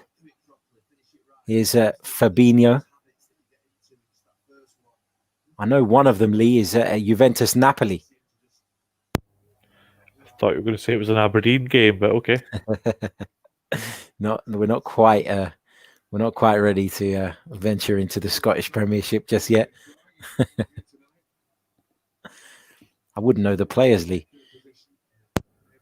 It's okay. They wouldn't have the ball for long enough for you have to say their name in the Scottish Premier League. Up and under, eh? Here is Mane, goes down under the challenge of Ceballos. He's got his team a free kick just slightly to the left of Arsenal's penalty area. Ceballos is not very happy with that decision. He's going to talk himself into a yellow card as well if he wasn't going to get one anyway. Ceballos is rightly saying that that's the same kind of challenge that he got from Naby Keita 5 minutes ago. Keita came in and clattered him in much the same way. Yes, the position of the pitch is different, but the challenge is pretty much identical. Ceballos ends up getting a yellow card. The good thing is we haven't seen a penalty for handball yet, so we're doing quite well tonight. Still 18 minutes to go, Lee. We'll talk about that briefly in a second. Let's just see this free kick and how this plays out. Always difficult from this kind of position because it's almost too close to the penalty area. Not ideal for the taker. Difficult to defend as well. Not much reaction time as the ball comes across. Robertson towards the far post. Van Dijk was there, but Tierney did really, really well to get ahead on it. Free kick goes Arsenal's way. Cam, myself and Lee spoke about it during halftime of last night's game. Your take on this new handball thing, I'm going to call it, because it's been a real bloody mess, hasn't it, over the last few days? Yeah, it's been a weird one. I remember a few years ago, we had some problems with handball, and there was a few times where you thought, I think a few people, I think I saw a tweet from Gary Lineker, that was from like 2016 and something saying, from now on, if it hits somebody's hand, it should automatically be handball. But I think it's always been a weird one because not many players intentionally handle the ball. So it's hard to determine what's deliberate and what isn't. You can never really know somebody's intent, can you? Unless you get inside their head. That's the problem. And that's why they've tried to simplify it. But in doing that, they've caused an absolute mess because players are going to deliberately try to hit hands. We're going to see, Mhm. I mean, for example, the one in the Brighton game from Neil Maupay, for me, that's a penalty. But then you see the one that Eric Dyer was penalised for yesterday. And as much as I am not a fan of Spurs, you can't help but have some sympathy for that, because the guy's facing the other way. He's got his hands behind his back. Yeah, it's usually that unnatural position that most people quote. And if you're jumping, going backwards, you don't jump with your arms by your side, do you? And you mentioned as well, if teams do look to try and kick the ball at people's hands and they are in an unnatural position, then where do you draw the line with that? So I think Liverpool last year in the Champions League final, Mane quite clearly looks at Sissoko, looks at where his hand is, and then kicks at his hand and gets a penalty. So it is a problem, and it does need fixed. But it's not the referee's fault, is it? It's the law. Agreed. Arsenal just coming forward at the moment. Lacazette visibly disappointed with his contribution this evening. Just pictures of him there sitting on the substitutes bench with his shirt over his head. He knows that he missed a really, really good chance. Still don't know if the first one was even onside, but lovely ball played in behind for Eddie Nketiah to run onto, but Alisson was on his toes there, fortunately for Liverpool. Perhaps Liverpool can go down the other end now and add a third. Here's Mane. Finds Firmino inside the box. Firmino shot towards the far post. Took a deflection off of Kieran Tierney. Just drifted wide of Bernd Leno's right-hand post.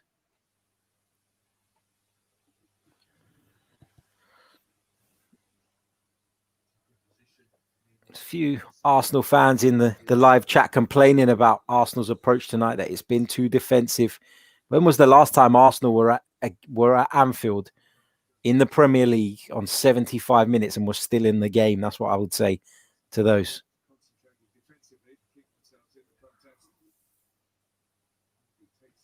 I think it's worth pointing out as well how many teams come to Anfield or play Liverpool Exactly. and go at them and are successful with it. There's a reason teams sit back against us. Bernd Leno are judged to have been fouled there. I think that was a little bit soft, to be honest. He's not the most convincing goalkeeper in those situations, is he, Lee, Bernd Leno? No, he's not. And again, that's part of his profile. That's part of the problem. He is, as we said earlier on, a fantastic shot stopper in individual situations. But again, with his feet, he's suspect. Sometimes he's not great coming and claiming crosses. So you can understand why Arsenal fans wanted them to keep Emi Martinez. And certainly I believe that we'll see Arsenal go to the market for a goalkeeper at the end of this season.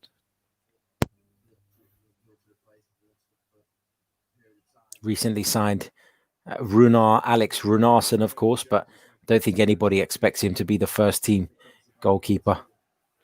From what I've seen of him play previously, I wouldn't be overly excited if I was an Arsenal fan about that one. I think that he's backup material at best. Yeah, it was just feels like it was Arsenal just plugging in a hole, having sold Martinez for financial reasons, as they've admitted. Bellerin trying to get in behind Robertson here. Robertson's conceded the corner, though. Aubameyang was lurking in the middle there. If only Bellerin could have found the cross. Arsenal with a chance to get the ball into the penalty area. David Luiz, Rob Holding making their way into the penalty area. Almost 78 minutes on the clock.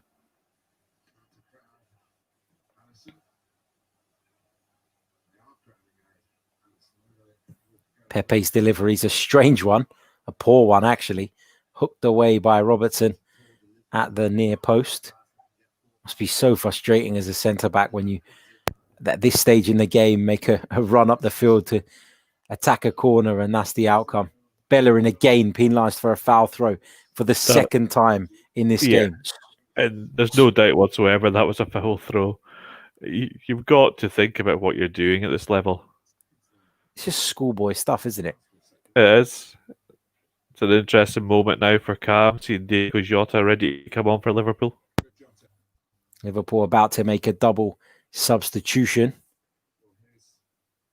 Going to see Naby Keita, I think, come off for James Milner. Yeah, that's our signature sub, that really. It's apologies, it's Mane's making way. I think that must be for Jota then, no? Yeah, Keita Yeah, you'd and think. Mane. Yeah, Milner usually comes on with about 20, 15 minutes to go. Usually it seems like he's told to calm us down, and then straight away he'll hit somebody and get a yellow card.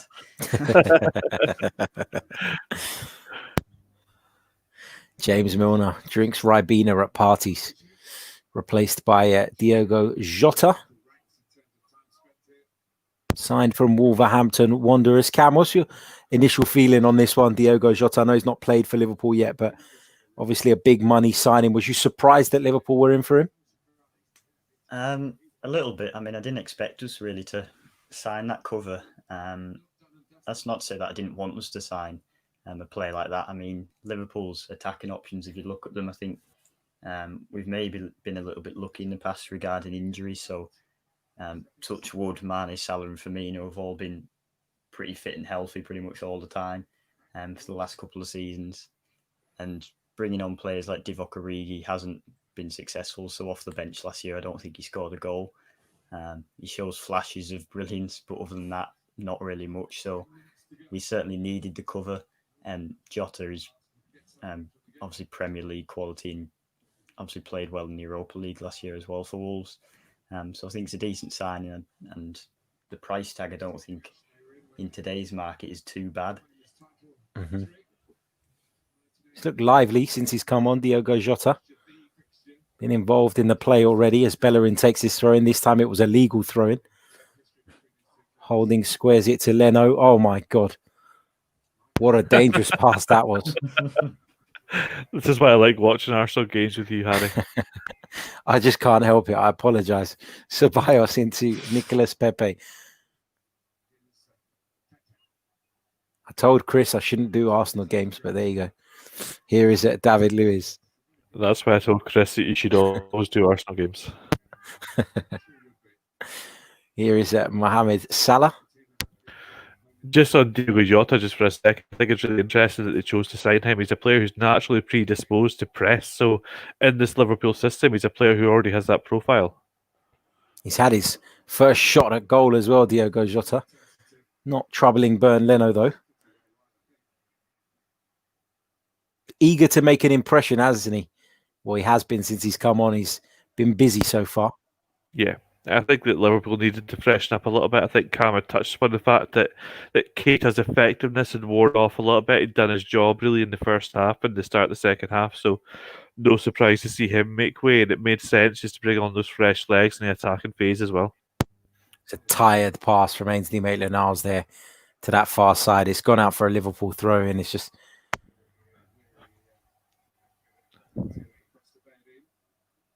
Milner's going to take the throw in. No, he's not. He's going to leave it for Robertson.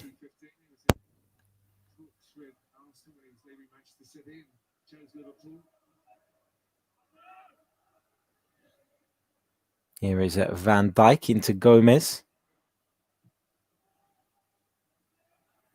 Salah takes this down. Aubameyang having to work back. Always carries a goal threat, Aubameyang, but Arsenal really haven't utilised him at all this evening. No, I'd be really interested to see his shot, his touch map after the game, just to see exactly where he has been able to get the ball, because it feels like we've hardly seen him in possession. Here is Diogo Jota, side netting. The fake crowd sounds were in a full order for the goal there by the producer at Sky. But it was the side netting from Jota. Wonderful ball from Salah, having drifted across the penalty area. He picked out Jota at the far post. He took a touch, but the angle was always closing. Leno did well to be fair, to close the angle completely. I think that pass from Salah takes out about 5 Arsenal players in one go, which is fantastic. You don't always see Salah willing to release the ball that early, so obviously he's keen to see the new player make an impact too. Here is Leno, now holding Ceballos. Brings the ball out brilliantly to Bellerin. Plays it forward to Nicolas Pepe. One-on-one with Virgil van Dijk. Nobody normally gets past Van Dijk. Pepe forced to check back. Here's Bellerin now. Into Nketiah. Has he won his team a corner here? The linesman thinks so.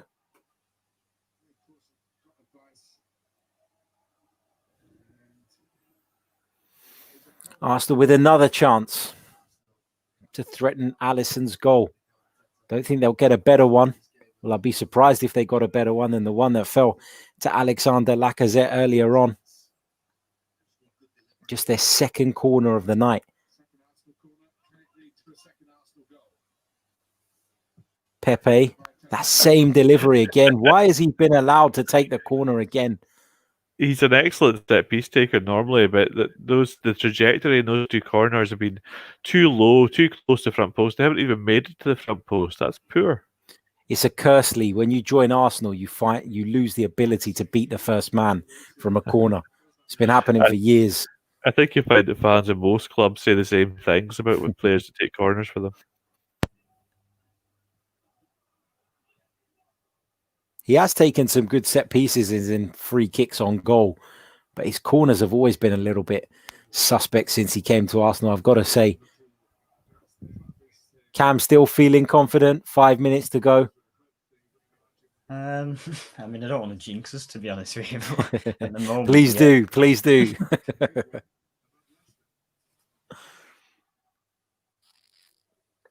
Here's Alisson into Alexander-Arnold.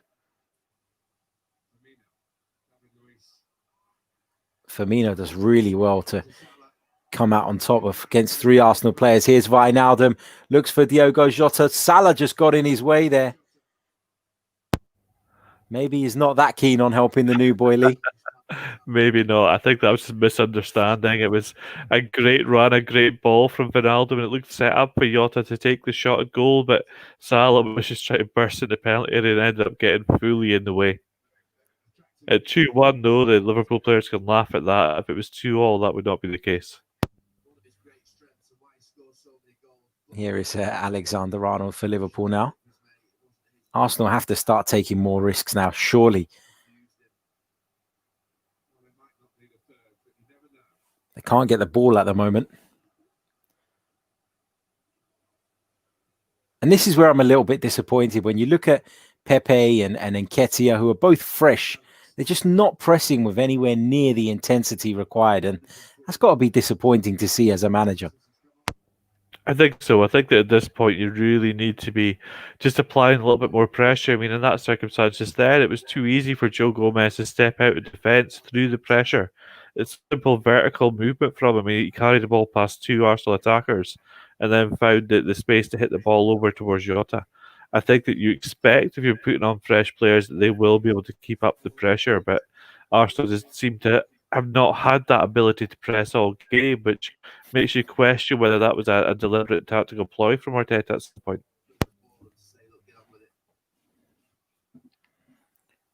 Not looking forward to the social media meltdown that will follow this game if Arsenal are beaten, but it is important to remember that we're still developing as a side.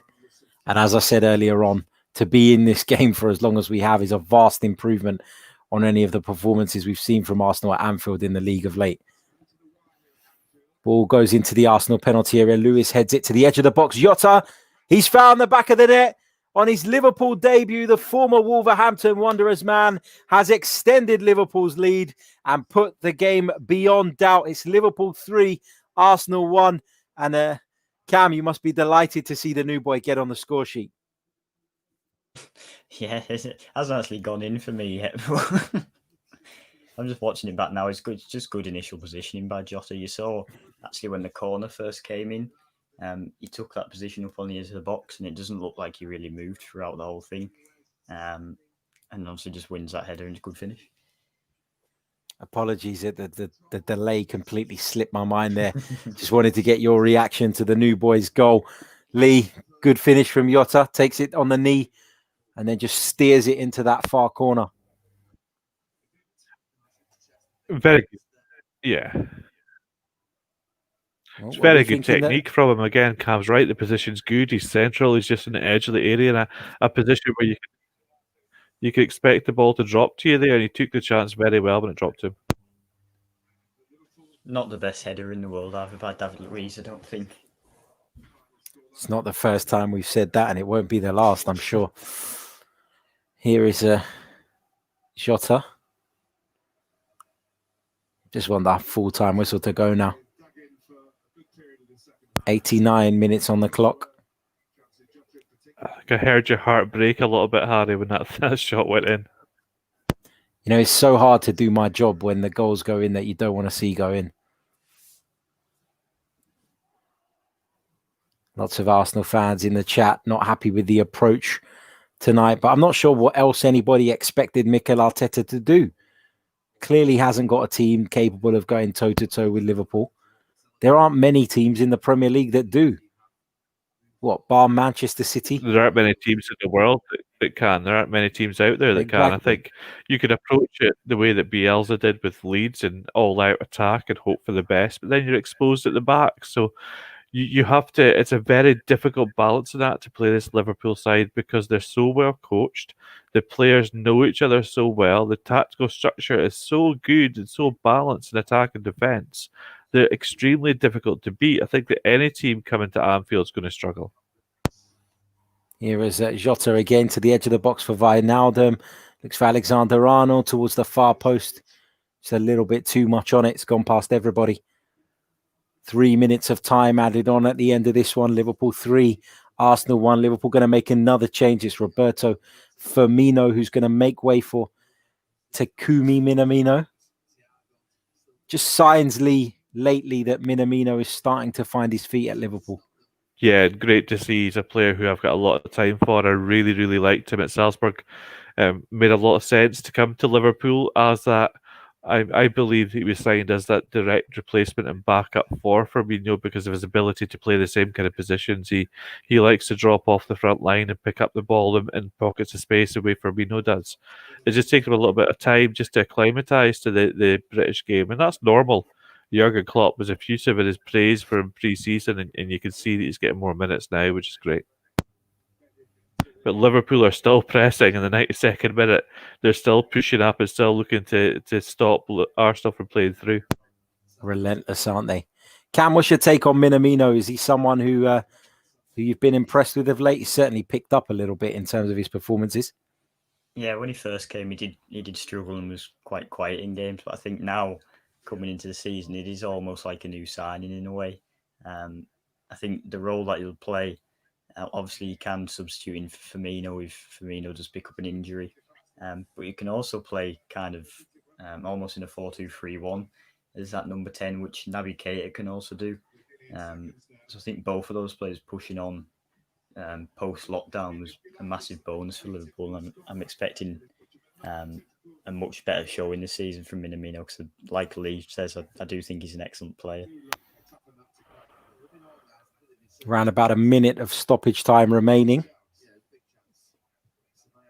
Jurgen Klopp will be delighted with the scoreline. Mikel Arteta not so pleased. Question marks before the game about the fact that he left Gabriel out, who's probably been Arsenal's best defender so far. Here's Aubameyang. He's done really well here. Aubameyang lays it off to Nicolas Pepe. I think it was Eddie Nketiah in the end who tried to get on the end of it. Aubameyang just frustrated figure. It's one of the few times actually that Arsenal have got him in behind, probably the only time. Yeah, and that comes to the 93rd minute when the game's already gone and you see that he's unable to get the shot away because Liverpool are so good at recovering their defensive position, getting bodies around the ball and just preventing that easy shot goal. Ball into the box, headed away by Gomez. Thankfully, Pepe didn't take that corner. Here's Ceballos. Full-time whistle goes at Anfield. Liverpool 3, Arsenal 1. Goals from Alexander Lacazette, Sadio Mane, Andy Robertson, and then, of course, Diogo Jota on his debut. Liverpool were the better side throughout. There's no doubt about that. Arsenal did have an opportunity, though, at 2-1, an opportunity that has gone begging. It's a deserved win for Liverpool at Anfield, and they continue to show what they can do in this Premier League, and it's going to take a hell of a team to stop them being crowned champions. once again. My thanks to Cam Megan and to Lee Scott. Cam, how can people find you on social media and keep up with your brilliant work? Yep, so mainly just use Twitter. So my handle's at Cam_Megan. Post most of my articles on there. Brilliant stuff. Lee, how can people keep up with you? So you can find me on Twitter and social media at FM Analysis.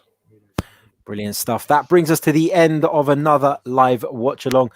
Thank you to Total Football Analysis for letting us do this. We really, really enjoy it.